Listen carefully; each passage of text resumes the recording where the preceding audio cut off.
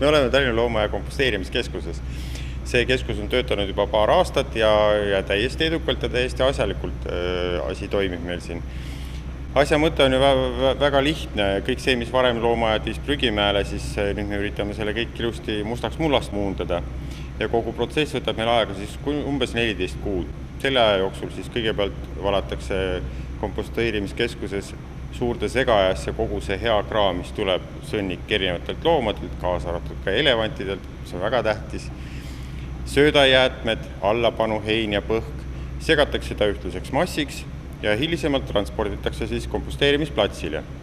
Komposteerimisplatsil on vaja seda teatud perioodilisusega vastavalt vajadusele siis ümber pöörata seda komposteerivat materjali, et teda õhutada, et protsess toimiks taas ja uuesti. Ja selle tulemusena saame valmis toorkomposti, mis asub kõrval olevas hunnikus. Seal toimub komposti järellagerdumine, mis järgselt siis saab selle komposti läbi sõeluda. Ja tulemuseks on superideaalne must mull. Toorkomposti sõelumine on tavapäraselt meist sügisene töö. See on selleks nagu hea, et siis talveperioodi see kompost saab järel valmida. Ja kui me selle aasta kevadel selle komposti hunnikul avasime ja et müüma hakata, siis esimene, mida me nägime, oli tohutu hulk vihmausse. Lihtsalt sügisel ilmade jahenedes kõik lähiümbruse vihmaussid tulid siia meie hea kompostmulla sisse sooja ja ühtlasi nad talve jooksul rikastavad seda.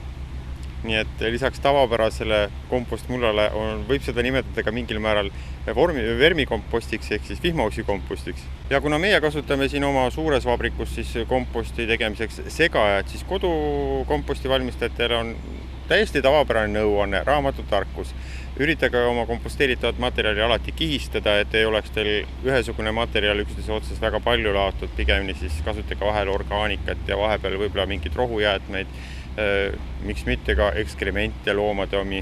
Kõik see komposteerub ime hästi.